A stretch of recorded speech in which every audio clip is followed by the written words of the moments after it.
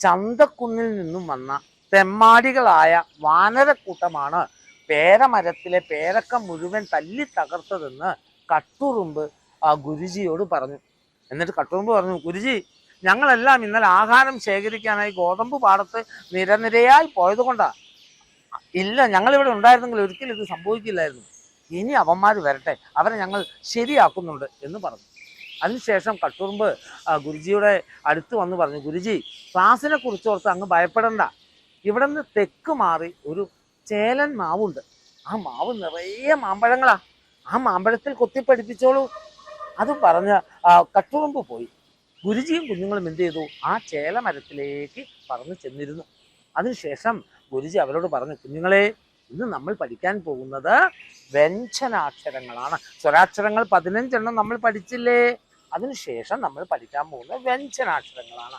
എന്നിട്ട് ഗുരുജി മാമ്പഴത്തിൽ ക, ഖ, ഗ, ഘ, ങ ഈ അക്ഷരങ്ങൾ കൊത്തിവെച്ച് എഴുതി വെച്ചതിന് ശേഷം അവരോട് പറഞ്ഞു, ഈ എങ്ങനെയാ ഇത് ഉച്ചരിക്കേണ്ടതെന്ന് അറിയുമോ? ഗുരുജി ചൊല്ലിക്കൊടുത്തു. കാ. കുട്ടികളും അതുപോലെ ചെയ്തു. ഖ, ഗ, ഘ, ങ ഈ അക്ഷരങ്ങളുടെ പ്രത്യേകതയും പറഞ്ഞു. ക എന്ന് പറയുമ്പോൾ നമ്മൾ എന്ത് ചെയ്താൽ മതി? വളരെ സാധാരണ ഉച്ചരിക്കുമ്പോൾ ഉച്ചരിച്ചാൽ മതി. ഖ, നഖം എന്നൊക്കെ പറയുമ്പോൾ അല്പം ബലം കൊടുത്ത് പറയണം. എന്നാൽ ഗംഗ എന്നൊക്കെ പറയുന്ന ഗ എന്ന് ഉച്ചരിക്കുമ്പോൾ മൃദുവായി ഉച്ചരിച്ചാൽ മതി, അല്ലേ? അതുപോലെ ഖ എന്ന് പറയുമ്പോൾ അല്പം കൂടെ ബലം കൊടുത്ത് നമ്മൾ ഉച്ചരിക്കണം, ഘടികാരം എന്നൊക്കെ വിളിക്കുന്നത് പോലെ. എന്നാൽ ങ എന്ന അക്ഷരം, ആ അക്ഷരത്തെ കുറിച്ച് പറയുമ്പോൾ ഗുരുജി കുറെ കൂടെ കുട്ടികളെ മുഴുവൻ ശ്രദ്ധിച്ചുകൊണ്ട് തന്നെ പറഞ്ഞു, ഈ അക്ഷരം മക്കളെ ഇതുവരെ നമ്മൾ പഠിച്ച അക്ഷരങ്ങളിൽ നിന്നും വ്യത്യസ്തമാണ്. ഈ അക്ഷരങ്ങൾ നമ്മൾ ഉച്ചരിക്കുന്ന സമയത്ത് നമ്മുടെ മൂക്കിന് എന്തെങ്കിലും മാറ്റം വരുന്നുണ്ടോ നോക്കിയേ.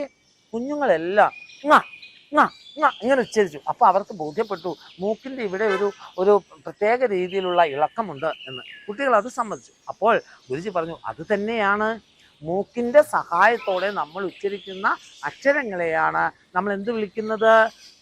അനുനാസിക ശബ്ദം, അല്ലെ അനുനാസികം എന്ന് വിളിക്കുന്നത് മൂക്കിൻ്റെ സഹായത്തോടെ എന്നൊക്കെ പറഞ്ഞ് ഗുരുജി ഇങ്ങനെ പഠിപ്പിച്ചുകൊണ്ടിരിക്കുകയാണ്. അപ്പം ഗുരുജി എല്ലാവരും എടുത്ത് നോക്കി, എല്ലാവരും കുഴപ്പമില്ലാതിരിക്കുന്നു വന്നപ്പോൾ ഗുരുജി കുറച്ചും കൂടെ എടുത്തിട്ട് ക്ലാസ് നിർത്താമെന്ന നിലയ്ക്ക് കുഞ്ഞുങ്ങളോട് പറഞ്ഞു, ക എന്നുള്ള വ്യഞ്ജനാക്ഷരങ്ങൾ ഉച്ചരിക്കുമ്പോൾ കുഞ്ഞുങ്ങൾ ഓർത്തു വെക്കേണ്ടത് അക്ഷരങ്ങളുടെ സഹായത്തോടെ ഉച്ചരിക്കുമ്പോൾ മാത്രമാണ് വ്യഞ്ജനാക്ഷരങ്ങൾ എന്തായി മാറുന്നത്? അക്ഷരങ്ങളായി മാറുന്നു എന്നൊക്കെ പറഞ്ഞു. അങ്ങനെ ഇത് കേട്ടിരുന്ന് ഗുരുജി നോക്കുമ്പോൾ ഇപ്പോൾ നിങ്ങളുടെ മുഖത്ത് കാണുന്ന പോലെ തന്നെ ചില ക്ഷീണമൊക്കെ ആർക്കും തോന്നി. കുഞ്ഞുങ്ങളുടെ മുഖത്തും ഗുരുജി കണ്ടു. അതുകൊണ്ട് ഗുരുജി തൽക്കാലം ക്ലാസ് ഒന്ന് നിർത്തിവെച്ചതിന് ശേഷം പറഞ്ഞു, നമുക്ക് ഇനി ഒരു ഇടവേള എടുക്കാം. ഇടവേള എന്ന് പറഞ്ഞപ്പോൾ കുഞ്ഞുങ്ങൾ വീണ്ടും ഒന്ന് ഉഷാറായി നിന്നു. എന്നിട്ട് അവരോട് പറഞ്ഞു, നിങ്ങൾ ചില കഥകളൊക്കെ പറയൂ. കുട്ടികളെല്ലാം കഥകൾ പറഞ്ഞു.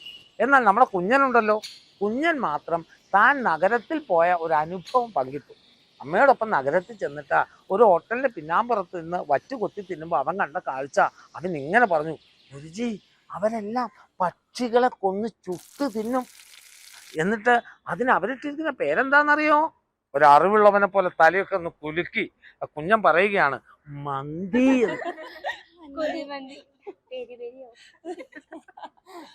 എന്നിട്ട് കാക്കയുടെ ചെവിയിൽ എന്തോ ഒരു സ്വകാര്യം പറഞ്ഞതിന് ശേഷം പറഞ്ഞു, അതുപോലെയുള്ള ഒരു വെളുത്ത ദ്രാവകത്തിൽ മുക്കി അവരത് തിന്നുന്നത് കാണുമ്പോൾ അറപ്പും പേടിയാവും ഗുരു.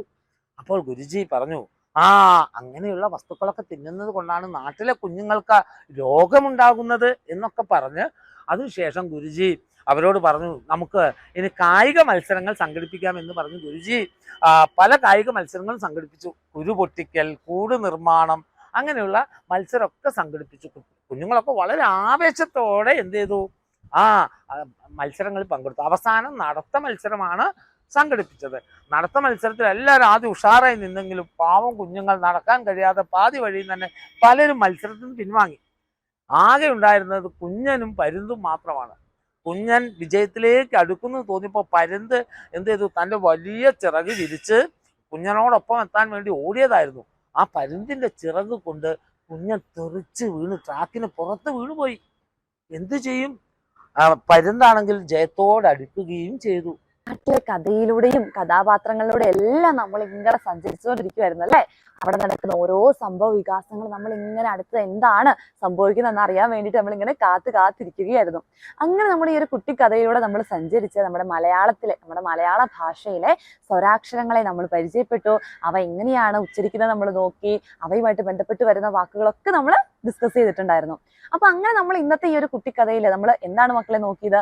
മലയാള ഭാഷയിലെ വ്യഞ്ജനാക്ഷരങ്ങളെയാണ് നമ്മൾ നോക്കി തുടങ്ങിയത് അല്ലെ. അപ്പൊ മലയാള ഭാഷയിലെ വ്യഞ്ജനാക്ഷരങ്ങൾ നമ്മൾ ഇന്നത്തെ കഥയിൽ കുറച്ച് നോക്കി. അതെങ്ങനെയാണ് ഉച്ചരിക്കുന്നത്, അതുമായിട്ട് ബന്ധപ്പെട്ട് വരുന്ന വാക്കുകളൊക്കെ നമുക്ക് എന്ത് ചെയ്യണം, നമുക്ക് നോക്കണം. ഓക്കെ, അപ്പൊ നമ്മൾ ആദ്യം തന്നെ പരിചയപ്പെട്ട വാക്ക് ഏതാണ് മക്കളെ? വ്യഞ്ജനാക്ഷരങ്ങളിൽ ഏതാണ്? ക. ഏതാണ്? ക. അത് കഴിഞ്ഞാൽ ഖ. അത് കഴിഞ്ഞിട്ടോ ഗ. അത് കഴിഞ്ഞ് ഘ. അവസാനമോ ങ. അങ്ങനെയാണെങ്കിൽ നമുക്ക് ഇതുമായിട്ട് ബന്ധപ്പെട്ട് വരുന്ന ഒന്ന് രണ്ട് വാക്കുകൾ നോക്കിയാലോ. ആദ്യത്തെ വ്യഞ്ജനാക്ഷരം ഏതായിരുന്നു മക്കളെ? ക. ക കൂട്ടി ഏതൊക്കെ വാക്കുകൾ വരും? കട, കടല. അടുത്തതോ ഖ. ഏതാ വരിക? മുഖം, നഖം. അടുത്തതോ ഗ. ഗ കൂട്ടിയോ? ഗംഗ. അടുത്തത് ഖ. ഘടികാരം. അവസാനം ങ. മൂങ്ങ. അപ്പൊ മക്കളിതാ ഇത്രയും വ്യഞ്ജനാക്ഷരങ്ങളും അവയായിട്ട് ബന്ധപ്പെട്ട് വരുന്ന ഒന്ന് രണ്ട് വാക്കുകൾ നമ്മൾ പരിചയപ്പെട്ടു. അങ്ങനെയാണെങ്കിൽ മക്കൾ എന്ത് ചെയ്യണം? നമ്മൾ ഇന്നത്തെ ഈ കഥയിൽ പരിചയപ്പെട്ട വ്യഞ്ജനാക്ഷരങ്ങളുമായിട്ട് ബന്ധപ്പെട്ട് വരുന്ന കൂടുതൽ വാക്കുകൾ എഴുതിയിട്ട് ഒരു 4 വാക്കുകളിലും എഴുതിയിട്ട് എന്ത് ചെയ്യുക? ഈ താഴെ കൊടുത്തിരിക്കുന്ന നമ്പറിൽ നമുക്ക് അയച്ചു തരിക. ഓക്കെ, സെലക്ട് ചെയ്ത മക്കൾക്ക് നമ്മുടെ എക്സാമിൻ്റെ ഗിഫ്റ്റ് ഉണ്ടായിരിക്കും. അപ്പൊ മറക്കണ്ട, മക്കൾ എല്ലാവരും എന്ത് ചെയ്യുക? ഫ്രണ്ട്സിന്റെ അടുത്ത് ഈ കാര്യമൊക്കെ ഷെയർ ചെയ്ത് പറയാ. നമുക്ക് ഈ വാക്കുകളുമായിട്ട് ബന്ധപ്പെട്ട ഈ വ്യഞ്ജനാക്ഷരങ്ങളുമായിട്ട് ബന്ധപ്പെട്ട വാക്കുകൾ നമുക്ക് അയച്ചു തരിക.